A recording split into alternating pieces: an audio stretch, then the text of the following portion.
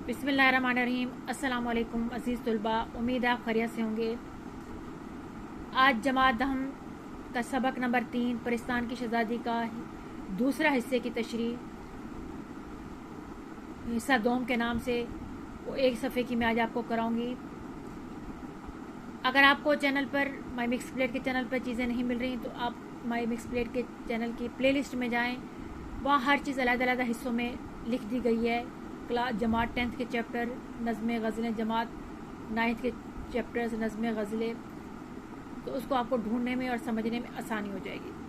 अगर आप इस चैनल पर नए हैं तो इसको सब्सक्राइब करें, दोस्तों शेयर करें, लाइक करें और दोस्तों में इसको सबको बताएं ताकि सबका फ़ायदा हो। शुरू करते हैं। सैदानी वो किस्सा याद आता है तो कलेजे पर सांप लौटने लगता है, तकलीफ होने लगती है। परिस्तान की शहज़ादी जिसके जोड़े टांकने गई थी, बहुत सर हुई, उसने बहुत इसरार किया।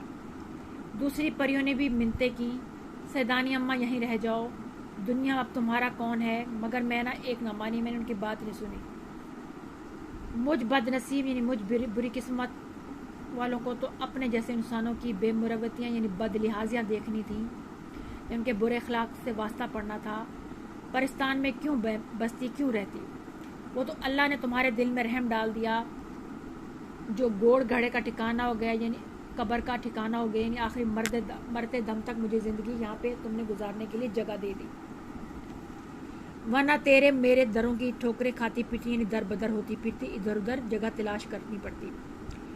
मीर साहब की बीवी सैदानी भी सब अल्लाह के हाथ में है। बंदे में क्या ताकत यानी हिम्मत कि भूखे को दे या पेट भरे से छीने, यानी इंसान में ये ताकत ही नहीं है कि या तो कि भूखों को खाना खिला सके या पेट भरे से उसके खाने की चीज़ें छीन सके। हर एक अपनी तकदीर यानी किस्मत का खाता है। हमारी क्या असल, क्या औकात, क्या मजाल कि किसी के साथ बुरा सलूक करें।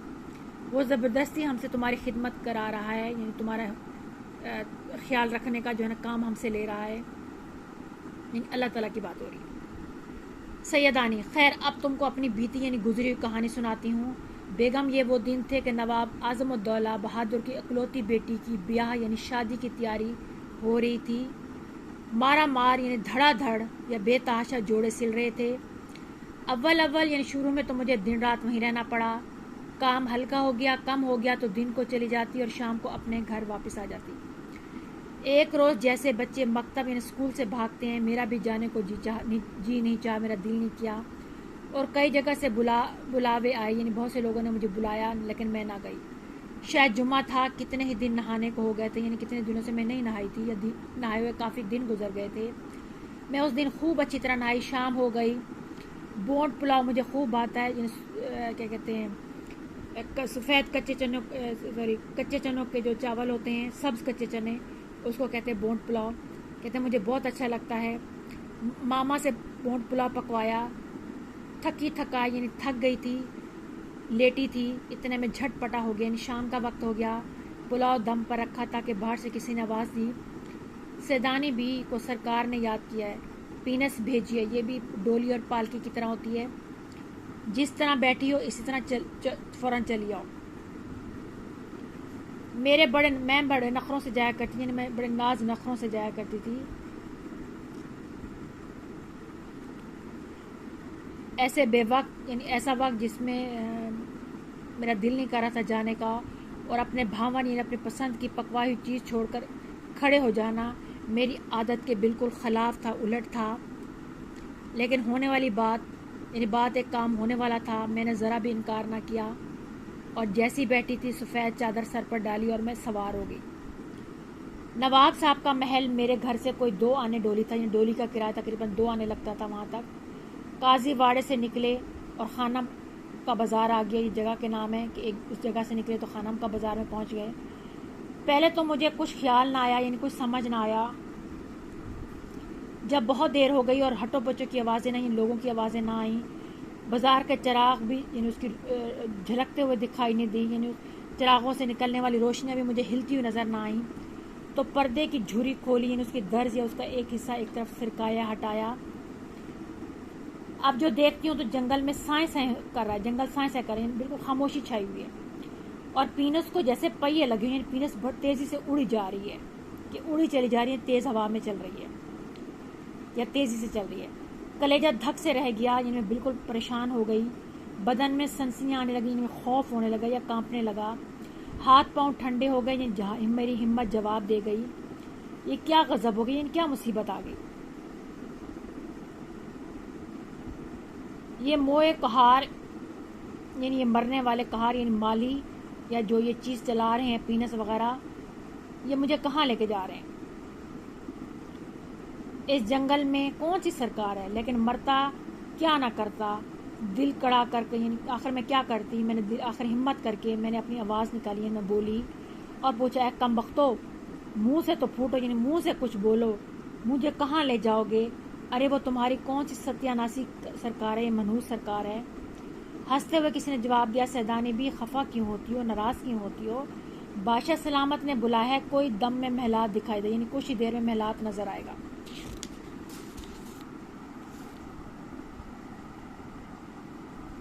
ایسا معلوم ہوا جیسے کوئی پالکی کے پاس سے بول رہا ہے، منہ نکال کر جو دیکھا تو بیگم میں کیا کہوں، ایک بیجا یعنی ایک بری شکل کا آدمی تھا، بکرے کا اس کا منہ تھا، گھوڑے جیسے اس کی ٹانگیں تھیں، اور پالکی آپ یعنی خود بخود چلی جاتی تھی، نہ کہار تھے نہ کہاریاں، یعنی نہ پالکی اٹھانے والے مرد نہ عورتیں۔ اب تو ڈر کے مارے میرا دم گھٹنے لگا، یعنی میرا دل گھبرانے لگا، آنکھیں میں نے بند کر لی اور کلمہ پڑھنے لگی، ڈھیر ہو کر رہ گئی، یعنی ہمت ہار گئی۔ منٹ 2 منٹ کے بعد، یعنی تھوڑی تھوڑی دیر کے بعد ہمت کر کے اول مرنا کے ہمت میں نے کی اور سوچا کہ پہلے ابھی بھی مرنا اور آخر مرنا، بعد میں بھی مرنا ہے، پھر میں مرنے سے میں کیوں ڈروں؟ اور للکار کر بولی، اونچی آواز سے میں نے کہا، ارے جوان مرگ، اے مرنے کے قابل آدمی، تو کون ہے؟ جن ہے یا بھوت ہے؟ یاد رکھ میں سیدانی ہوں، مجھ کو بتا دے ورنہ جل کر راکھ ہو جائے گا، یعنی تباہ ہو جائے گا۔ بھلا چاہتا ہے، یعنی اپنے فائدہ چاہتا ہے، بھلائی چاہتا ہے تو مجھے یہیں اتار دے۔ اس نے کہا، سیدانی بھی گھبراؤ نہیں، ہم اور ہمارا بادشاہ سیدوں کی بہت عزت کرتے ہیں یا مانتے ہیں، خاطر جمع رکھو، تسلی رکھو، کوئی تکلیف نہیں ہوگی، ہماری شہزادی کی شادی ہے، کپڑے سی کر واپس آ جانا، جتنا مانگو گے انعام ملے گا، لو دیکھو وہ سامنے ہمارا بادشاہ کا محل ہے۔ بڑی مشکل سے ڈرتے ڈرتے آنکھیں پھاڑ کر دیکھا تو واقعی پالکی عالی شان یعنی بہترین شاندار دروازے پر رکھی تھی، روشنی ایسی تھی کہ دن معلوم ہوتا تھا، سوئی گر پڑے تو اٹھا لو، اور مزہ یہ کہ سورج تھا نہ چاند نہ فانوس کہیں نظر آ رہے تھے، یعنی بڑے بڑے بلب نہ لالٹین، چوبدار یعنی پہرے دار اور باری دار یعنی دربان مرد ہیں، ادھر کے ادھر دوڑ رہے ہیں، یعنی پھر رہے ہیں، جا رہے ہیں، آسمان پر عجیب عجیب طرح کے باجوں کی آوازیں آ رہی تھیں۔ یہ تماشا دیکھ کر میں ساری مصیبت بھول گئی، یعنی ساری پریشانی بھول گئی، میں حیران تھی کہ کس بادشاہ کا محل ہے، یہ گہما گہمی یعنی یہ رونق ہمارے بادشاہ کے ہاں بھی نہیں، اس کے پاس بھی نہیں ہوتی، ان کے محلوں میں بھی نہیں ہوتی۔ قصے کہانیوں میں جیسی پریوں کا ذکر سنا ہے، ایسی ایک پری شانوں پر یعنی کندھوں پر بال بکھیرے یعنی پھیلائے، بازوؤں پر پر میرے پاس آئی اور مہین یعنی پیاری سی آواز میں بولی، میٹھی سریلی آواز میں بولی، سیدانی بھی بڑی راہ دکھائی، یعنی بڑا انتظار کروایا، ہمارے بادشاہ اور بادشاہ بیگم کب سے تمہارا انتظار کر رہے ہیں، اور چلو میں تمہیں کو محل کے اندر لے چلوں۔ سیدانی بھی کہتی ہے، میں پالکی سے اتری اور چادر کو اچھی طرح اوڑھ میں اس پری کے ساتھ چل پڑی، کیا کہوں اندر کیا بہار تھی، کیا رونق تھی، ہزاروں پریاں، گورے گورے ان کے رنگ، بوٹا یعنی چھوٹا سا قد، زر بر کپڑے یعنی چمکیلے کپڑے پہنی ہوئی، ہنستی چولیں کرتی یعنی شرارتیں کرتی، اہلی گہلی پھرتی، ناز نخروں سے پھر رہی تھی۔ چمن ایسا کہ دیکھا نہ، یعنی باغ ایسا تھا کہ کبھی میں نے نہیں دیکھا، ہر درخت کا تنا چاندی کا، سونے کی شاخیں، زمرد کے پتے، پھلوں کی جگہ لال لٹک رہی تھی، یہ لال زمرد یہ سارے پتھروں کے نام ہیں، قیمتی پتھروں کے نام، کہیں نیلم کہیں پکھراج، یہ بھی پتھر ہیں، پھولوں پر یہ عالم تھا، یعنی پھولوں کی یہ حالت تھی جیسے ہیرے چمک رہے ہوں، کلیوں کی شکل ایسے تھی جیسے سراہی دار موتی ہوں، خوشبو سے دماغ کہتے ہیں خوشبو دماغ تک جو پہنچ گئی تھی، دماغ کو سکون مل رہا تھا، حوضوں کا پانی اللہ اللہ، یعنی جو وہاں پہ فوارے تھے، وہاں پہ جو حوض بنے ہوئے تھے پانی کے، اس کا پانی بہت خوبصورت، یعنی اللہ اللہ، چاندی کے ورق بکھرے ہوئے، مطلب ایسا لگتا ہے جیسے چاندی کے ورق بچھے ہوئے ہوں، फवारों में से मोतियों की बुछाड़ हो रही थी, फवारों में से पानी निकल रहा था, ऐसा लगता कि मोती निकल रहे हैं। चलते चलते एक बारादरी में पहुंचे। बारादरी की सजावट का क्या बयान करूं, क्या बताऊं। किले के दरबार भी देखे मगर उस जैसा सामान यानी मंजर आज तक नजर से नहीं गुजरा, यानी मेरे सामने नहीं आया। सैकड़ों सुर्ख, सब्ज, नीली, जर्द, पीली, जर्द कहते हैं पीली को, ऊदी कहते हैं जामनी को, सफेद कुर्सियां बिछी हुई थी, रंग बिरंगे के बलोर यानी शीशे की थी या किसी और चीज की, कि ऐसी शफाफ यानी ऐसे साफ कि आर पार निगाह गुजर जाती, इधर से उधर नजर चली जाती, और उन पर हसीन यानी प्यारे प्यारे परिजाद जगमगाते यानी खूबसूरत कपड़े पहने हुए ठूसे बैठे थे, आराम से बैठे हुए थे या शानदार अंदाज से बैठे हुए थे। बीच में एक नमगीरे यानी साइबान या छत के नीचे एक बड़े याकूत के तख्त पर, यानी याकूत पत्थर का नाम है, उससे बड़े हुए तख्त पर जिसमें हीरे और पन्ने की पिचाकारी यानी नकाशी, नक्शो निगार का काम हुआ था, बादशाह और बादशाह बेगम अजीब शान यानी बड़ी शान से बैठे हुए थे।